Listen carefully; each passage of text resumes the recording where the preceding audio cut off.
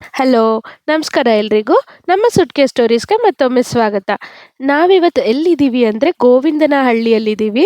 ಗೋವಿಂದನಹಳ್ಳಿ ಎಲ್ಲಿದೆ ಅಂದರೆ ನಾವು ಲಾಸ್ಟ್ ವಿಡಿಯೋಲಿ ನಿಮ್ಗೆ ಆಲ್ರೆಡಿ ಕಿಕ್ಕೇರಿಯಲ್ಲಿ ಒಂದು ಬ್ರಹ್ಮಲಿಂಗೇಶ್ವರ ಟೆಂಪಲ್ ತೋರಿಸಿದ್ವಿ. ಸೊ, ಆ ಒಂದು ಟೆಂಪಲ್ ಲೊಕೇಶನಿಂದ ಒಂದು 5-10 ಮಿನಿಟ್ಸ್ ರೀಚ್ ಆಗುವಂಥ ಜಾಗ ಈ ಗೋವಿಂದನಹಳ್ಳಿ. ಸೊ, ಇಲ್ಲಿ ನಾವಿವತ್ತು ನೋಡಕ್ ಬಂದಿರೋಂಥದ್ದು ಪಂಚಲಿಂಗೇಶ್ವರ ದೇವಸ್ಥಾನ. ಈ ಪಂಚಲಿಂಗೇಶ್ವರ ದೇವಸ್ಥಾನ ಸಹ ಹೊಯ್ಸಳರ ಕಾಲದ್ದು ದೇವಸ್ಥಾನನೇ. 13ನೇ ಶತಮಾನದ್ದು 1238 ಎಡಿಯಲ್ಲಿ ಕಟ್ಸಿರೋಂಥದ್ದು.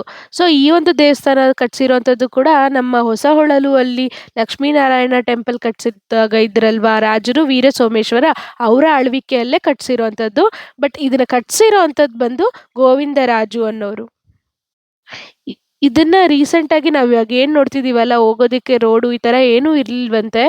ಆಮೇಲೆ ಆರ್ಕಿಯಾಲಜಿಕಲ್ ಸರ್ವೆ ಆಫ್ ಇಂಡಿಯಾ ಅಲ್ಲಿ ಇದು ಪ್ರೊಟೆಕ್ಟೆಡ್ ಮಾನ್ಯುಮೆಂಟ್ ಅಂತ ಒಂದು ಐಡೆಂಟಿಫಿಕೇಶನ್ ಬಂದಮೇಲೆ ಇಷ್ಟು ಡೆವಲಪ್ ಮಾಡಿರೋದು. ಗೇಟು ಏನೂ ಇರ್ಲಿಲ್ವಂತೆ. ನೀವು ಹಿಂದೆ ಏನು ನೋಡ್ತಿದ್ದೀರ ಟೆಂಪಲ್ ಅಷ್ಟೇ ಇದ್ದಿದ್ದು. ಈ ಒಂದು ಗ್ರೀನರಿ ಸುತ್ತಲೂ ಗಾರ್ಡನ್ ಥರ ರೆಡಿ ಮಾಡಿರೋದು, ಗೇಟ್ ಇರ್ಬೋದು, ಆ ಒಂದು ನಾವು ಬಂದಿದ್ದಂಥ ವೇ ಇರ್ಬೋದು, ಅದನ್ನೆಲ್ಲ ಒಂದು 10-15 years back archaeological department take over ಮಾಡಿದ್ಮೇಲೆ ಮಾಡಿರೋವಂಥದ್ದು. ಈ ಎಲ್ಲ ಹೊಯ್ಸಳರ ದೇವಸ್ಥಾನದಲ್ಲೂ ಒಂದು ಕಾಮನ್ ಅಥವಾ ಫೇಮಸ್ ಸ್ಕಲ್ಪ್ಚರ್ ಕೈ ಚಳಕ ಇದೆ ಅಂತ ಹೇಳ್ಬೋದು. ಅವ್ರು ಯಾರು ಅಂದರೆ ರೂವಾರಿ ಮಲ್ಲಿತಮ್ಮ ಅಂತ. ಸೊ, ಈ ಒಂದು ಟೆಂಪಲಲ್ಲಿ ಅವ್ರದ್ದು ಜಾಸ್ತಿ ಕಾಂಟ್ರಿಬ್ಯೂಷನ್ ಇಲ್ಲ. ಬರೀ ದ್ವಾರಪಾಲಕರಷ್ಟನ್ನೇ ಕೆತ್ತಿದಾರಂತೆ ಅವರು. ಆದರೆ ಅದು ಸಹ ಅಷ್ಟೇ ಸೊಗಸಾಗಿ ಕೆತ್ತಿದ್ದಾರೆ ಅಂತ ಹೇಳ್ಬೋದು. ಸೊ, ಈ ದೇವಸ್ಥಾನ ಕಟ್ಸಿರೋದಷ್ಟೇ ಅಲ್ಲ ಗೋವಿಂದರಾಜ ಅನ್ನೋರು.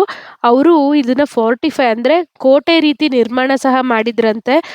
ಇಲ್ಲಿ ಊರೊಳಗೆ ಹೋದ್ರೆ ಅದರದ್ದು 2 ಕೋಟೆ ಬಾಗಿಲಿಗೆ ಇರುವಂಥ ಸ್ತಂಭ ಇನ್ನೂ ಇದೆಯಂತೆ. ಬಟ್ ಈಗ ಊರಾಗಿ ಕನ್ವರ್ಟ್ ಆಗಿದೆ. ಆಗ ಕೋಟೆ ಆಗಿರೋದ್ರಿಂದ ಆ ಕೋಟೆನ ಕಟ್ಸಿರೋಂಥದ್ದು ಗೋವಿಂದರಾಜು. ಅವರಿಗೆ ಆ್ಯಕ್ಚುಲಿ ಮಕ್ಳು ಇರೋದಿಲ್ವಂತೆ. ಸೊ, ಯಾರೋ ಹೇಳ್ತಾರಂತೆ ಈ ಥರ ಒಂದು 5 ಲಿಂಗದ ದೇವಸ್ಥಾನ, ಪಂಚಲಿಂಗ ದೇವಸ್ಥಾನ ಕಟ್ಸಿದ್ರೆ ಮಕ್ಕಳಾಗುತ್ತೆ ಅಂತೇಳಿ. ಹಾಗಾಗಿ ದೇವ್ರನ್ನ ಆರಿಸ್ಕೊಂಡು ಅವ್ರಿಗೆ ಮಕ್ಕಳಾಗುತ್ತಂತೆ. ಆಗ ಕಟ್ಸಿರೋಂಥದ್ದೇ ಈ ದೇವಾಲಯ. ಸೊ, ಇದು ಸಹ ಜಗತಿ ಮೇಲಿಲ್ಲ. ಬೇರೆ ಹೊಯ್ಸಳ ಟೆಂಪಲ್ ಇದ್ದಂಗೆ ಜಗತಿ ಅಥವಾ ಒಂದು ಬೇಸ್ ಏನಿತ್ತು ಬೇರೆ ಟೆಂಪಲ್ಸ್‌ಗೆಲ್ಲ, ಆ ಥರ ಇದಕ್ಕೂ ಇಲ್ಲ. ಇದು ಸ್ಟ್ರೈಟ್ ಗ್ರೌಂಡ್ ಮೇಲೆ ಕಟ್ಟಿರೋ ಅಂಥದ್ದು. ಇಲ್ಲೂ ಸಹ 2009-10 ಟೈಮಲ್ಲಿ ಇಲ್ಲಿನ ಸ್ಥಳೀಯರೇ ಸೇರ್ಕೊಂಡು ತುಂಬಾ ಮೂರ್ತಿಗಳನ್ನ ಕಳ್ತನ ಮಾಡಿದ್ರಂತೆ. ಆಮೇಲೆ ಗೌರ್ಮೆಂಟ್ ಅವ್ರು ಎಚ್ಚೆತ್ಕೊಂಡು ಆರ್ಕಿಯಾಲಜಿಕಲ್ ಡಿಪಾರ್ಟ್ಮೆಂಟಿಂದ ಪ್ರೊಟೆಕ್ಟೆಡ್ ಮಾನ್ಯುಮೆಂಟ್ ಅಂತ ಆದಮೇಲೆ ಒಂದು ವಾಚ್‌ಮೆನ್ನು, ಗೇಟು ಅಂತ ಎಲ್ಲ ಮಾಡಿರೋದು. ಅದಕ್ಕೆ ಮುಂಚೆ ಇಷ್ಟು ಕೇರ್ ಮಾಡದೇ ಇದ್ದಿದ್ದ ಕಾರಣ ಈ ಒಂದು ಮೂರ್ತಿಗಳನ್ನೆಲ್ಲನೂ ಕಳ್ತನ ಮಾಡೋವಂಥದ್ದಾಗಿದೆ. ಇಲ್ಲಿ ನಾವು ಆರ್ಕಿಟೆಕ್ಚರ್ ನೋಡಿದ್ರೆ ಗೋಡೆಗಳ ಮೇಲೆ ಆರ್ಕಿಟೆಕ್ಚರ್ ಕಡಿಮೆ, ದೇವರುಗಳ ಕೆತ್ತನೆ ತುಂಬ ಜಾಸ್ತಿ. ಸೊ, ನೀವಿಲ್ಲಿ ನೋಡ್ತಿದ್ದೀರಲ್ಲ, ಇಲ್ಲಿ 5 ಲಿಂಗಗಳಿದ್ದಾವೆ. ಫಸ್ಟ್ ನಮಗೆ ಕಾಣಿಸೋದು ತತ್ಪುರುಷೇಶ್ವರ ಅಂತ. ಸೊ, ಈ ಲಿಂಗ ಒಳಗೆ ಹೆಂಗೆ ಅಂದರೆ ಒಂದು ಚಿಕ್ಕ ಲಿಂಗ ಇರುತ್ತೆ. ಅದಕ್ಕೆ ಮುಂದೆ ಗರ್ಭಗುಡಿ ಮುಂದೆ ತೋರಣದಲ್ಲಿ ಗಜಲಕ್ಷ್ಮಿ ಇರ್ತಾರೆ.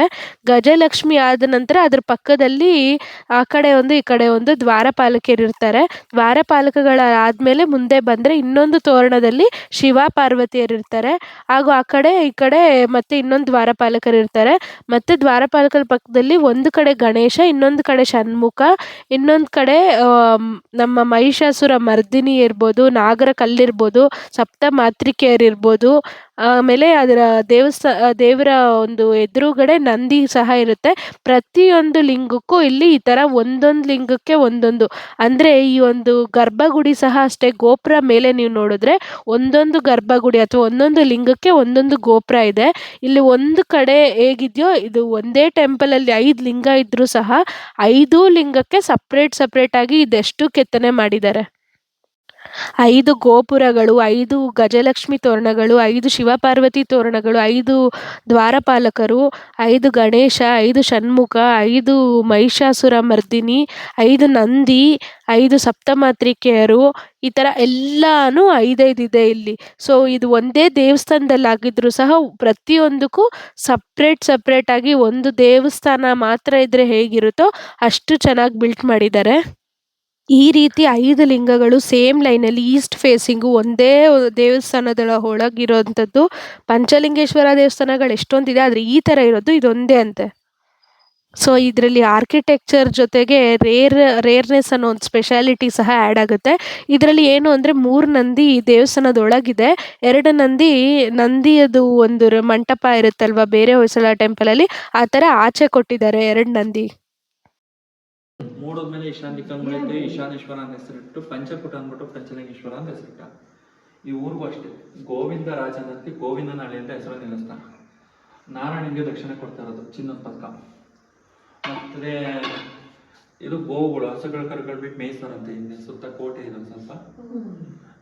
ಇದು ಊರಲ್ಲ, ಫಸ್ಟ್ ಕೋಟೆಗೆ ಬಾಗಿಲು ಅಲ್ಲಿ 2 ಕಲ್ಲು ಕಾಣ್ತಿದೆ, ಅಲ್ಲಿಂದ ಒಳಗಡೆ ಬರ್ಬೇಕಿತ್ತು. ಆಮೇಲೆ ಇದೆಲ್ಲ ಇತ್ತೀಚೆಗೆ ಸೆಂಟ್ರಲ್ ಗೌರ್ಮೆಂಟ್ ವಹಿಸ್ಕೊಂಡು ಆರ್ಕಲ್ಚರ್ ಡಿಪಾರ್ಟ್ಮೆಂಟ್ ಕಡೆಯಿಂದ ಈ ಗೇಟು ರೋಡು ವಾಚ್ಮೆನ್ ಎಲ್ಲ ಇತ್ತೀಚೆಗೆ ಹಾಕ್ಸಿದ್ರು. ಫಸ್ಟ್ ಇದ್ರಲ್ಲಿ ಏನು ಇರಲಿಲ್ಲ. ಪೂಜೆ ನಮ್ಮ ಅಪ್ಪ ನಮ್ಮ ತಾತ ಪೂಜೆ ಎಲ್ಲ ಮಾಡ್ಕೊಂಡು ಬಂದಿದ್ವಿ. ವಂಶ ಪರಂಪರೆಯಿಂದ ಆಗ್ಲಿಂಗ್ ಮಾಡ್ಕೊಂಡು ಬಂದಿದ್ವಿ, ಇವತ್ತು ನಡೆಸ್ಕೊಂಡು ಹೋಗ್ತೀವಿ ಅಂತ. ಸೌಂಡ್ ಮಾತ್ರ ಮೆಟಲ್ ಸೌಂಡ್. ಸೊ ಇಲ್ಲಿ ಫಸ್ಟು ನಾವು ನೋಡಿರೋವಂಥದ್ದು ತತ್ಪುರುಷೇಶ್ವರ, ಆಮೇಲೆ ಸದ್ಯೋಜಾತೇಶ್ವರ, ಆಮೇಲೆ ಅಘೋರೇಶ್ವರ, ಆಮೇಲೆ ವಾಮದೇವೇಶ್ವರ, ಲಾಸ್ಟಲ್ಲಿ ಈಶಾನ್ಯೇಶ್ವರ. ಸೊ ಸೆಂಟ್ರಲ್ಲಿ ಅಘೋರೇಶ್ವರ ಇರುವಂಥದ್ದು. ಅದರ ಅಘೋರೇಶ್ವರ ಲಿಂಗದ ರೈಟ್ ಹ್ಯಾಂಡ್ ಸೈಡು ನಮಗೆ ಸದ್ಯೋಜಾತೇಶ್ವರ ಹಾಗೂ ತತ್ಪುರುಷೇಶ್ವರ ಲಿಂಗಗಳು ಸಿಗುತ್ತೆ. ಲೆಫ್ಟ್ ಹ್ಯಾಂಡ್ ಸೈಡು ವಾಮದೇವೇಶ್ವರ ಮತ್ತು ಈಶಾನ್ಯೇಶ್ವರ ಸಿಗುತ್ತೆ. ಸೊ ಇಲ್ಲಿ ಪುರೋಹಿತರು ಕೂಡ ತುಂಬ ಇನ್ಫಾರ್ಮೇಟಿವ್ ಇದ್ದಾರೆ ಆ್ಯಂಡ್ ತುಂಬ ತಿಳ್ಕೊಂಡಿದ್ದಾರೆ. ಆ್ಯಕ್ಚುಲಿ ಈ ಥರ ಒಂದು ಇನ್ಫಾರ್ಮೇಟಿವ್ ಪುರೋಹಿತರು ಬೇಕು ಆ್ಯಕ್ಚುಲಿ ಮಂತ್ರಗಳಿಗಿಂತ ಜಾಸ್ತಿ ಈ ಥರ ಟೆಂಪಲ್ಗೆ. ಯಾಕೆ ಅಂದರೆ ಇಲ್ಲಿ ಇತಿಹಾಸ ಅಷ್ಟಿರುತ್ತೆ, ಆರ್ಕಿಟೆಕ್ಚರ್ ಅಷ್ಟಿರುತ್ತೆ, ಅದನ್ನು ತೋರಿಸೋದಕ್ಕೆ ನಮಗೆ ಗೈಡ್ಗಳಿಗೆ ಸಿಗೋದು ಕಡಿಮೆ ಈ ಥರ ಒಂದು ಪ್ಲೇಸ್ಗೆ. ಹಾಗಾಗಿ ಪುರೋಹಿತರು ಈ ಥರ ಇನ್ಫಾರ್ಮೇಟಿವ್ ಆಗಿರೋದು ತುಂಬ ಬೇಕಾಗಿರೋವಂಥ ವಿಷಯ ಅಂತ ಹೇಳ್ಬೋದು. ನಾವು ಇನ್ಸ್ಕ್ರಿಪ್ಷನ್ ನೋಡಿದ್ವಲ್ಲ, ಅದರಲ್ಲೂ ಸಹ ಕೊನೆಯಲ್ಲಿ ಫ್ಲವರ್ಸ್ ಕೆತ್ತಿದ್ದಾರೆ. ಯಾಕೆ ಅಂದರೆ ಅವ್ರ ಸ್ಟೋರಿ ಇರೋದು ಹಾಫ್ ಆಫ್ ದಿ ಕಲ್ಲು, ಇನ್ನು ಹಾಫು ಬ್ಲ್ಯಾಂಕ್ ಆಗಿದೆ.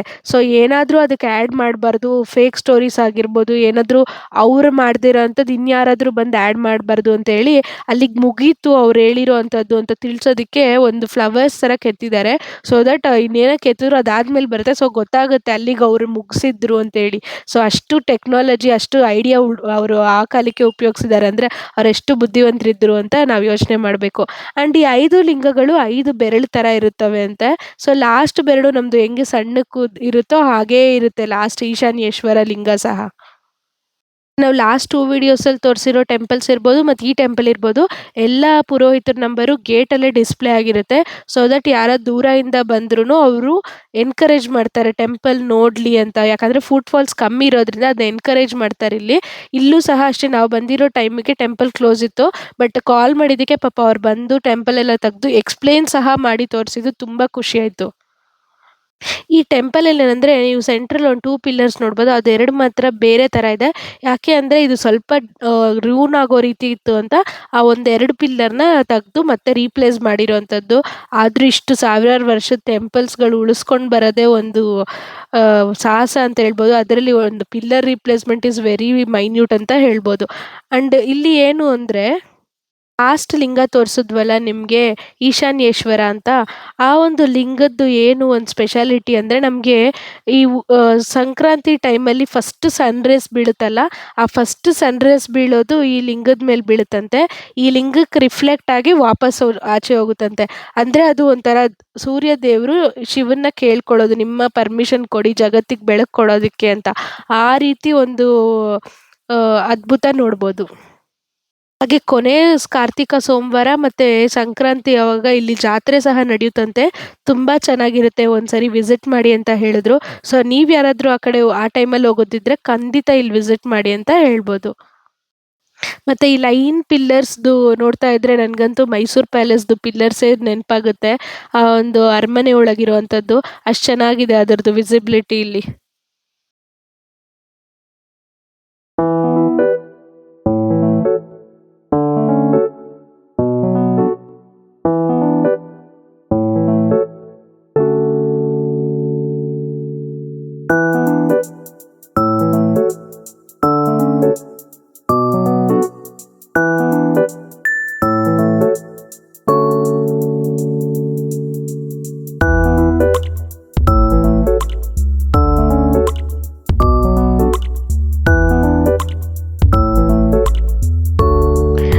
ಈಗ ಆಚೆ ಒಂದು ಆರ್ಕಿಟೆಕ್ಚರ್ ತೋರಿಸ್ತಿದ್ದೀವಿ ನಿಮಗೆ.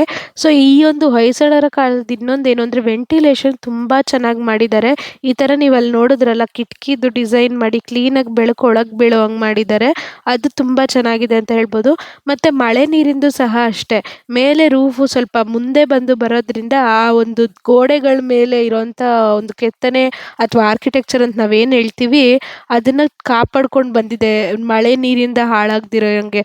ಆ ಒಂದು ನಾವು ಇವಾಗ ಮನೆಗಳಿಗೆ ಏನು ಸೈಡಲ್ಲಿ ವಿಂಡೋಸ್ಗೆ ರೂಫ್ ಥರ ಕೊಡ್ತೀವಿ, ಆ ರೀತಿ ಕೊಟ್ಟು ಪ್ರೊಟೆಕ್ಟ್ ಮಾಡಿದ್ದಾರೆ. ತುಂಬ ಚೆನ್ನಾಗಿದೆ ಆರ್ಕಿಟೆಕ್ಚರು. ನಾನು ಆಗಲೇ ಹೇಳಿದ್ನಲ್ಲ 5 ಒಂದು ಲಿಂಗಕ್ಕೆ 5 ಗರ್ಭಗುಡಿ ಇದೆ ಅಂತ. ಸೊ ನೀವೀಗ ನೋಡ್ಕೊಂಡು ಹೋಗ್ಬೋದು. ಇದು ಫಸ್ಟ್ ಗರ್ಭಗುಡಿ, ಫಸ್ಟ್ ಲಿಂಗದ್ದು. ಇದು ನಾವು ತೋರಿಸ್ತಾ ಇರೋದು ಸೆಕೆಂಡ್ ಗರ್ಭಗುಡಿ. ಆಮೇಲೆ ನೀವು ಆಚೆ ನಾವು ಆಗಲೇ ಹೊರಗಿಂದ ಬರಬೇಕಾದ್ರೆ ಒಂದು ನಂದಿ ನೋಡಿದ್ರಿ, ಒಳಗೆ 3 ಇದ್ದಾವೆ, ಆಚೆ 2 ಇದ್ದಾವೆ. ಸೊ ಇದು 3ನೇದು ಲಿಂಗದ್ದು ಗರ್ಭಗುಡಿ ಈಗ ತೋರಿಸ್ತಿರೋದು, ಮೇಲೆ ಗೋಪುರಗಳು. ಸೊ ಆಯ್ತಲ್ಲ, 2, 3 ಗೋಪುರಗಳಾಯಿತು. ಸೊ ಹಾಗೆ ಇದು 4ನೇದು, ಈಗ ನಾವು ನೋಡ್ತಾ ಇರೋದು 4ನೇ ಲಿಂಗದ್ದು ಗೋಪುರ ಹಾಗೂ ಗರ್ಭಗುಡಿ. ಆದರೆ ಎಲ್ಲ ಒಂದೇ ಸಮ ಇದೆ ನೋಡಿ, ಒಂದೇ ಲೈನಲ್ಲಿದೆ ಎಲ್ಲ ಲಿಂಗನು.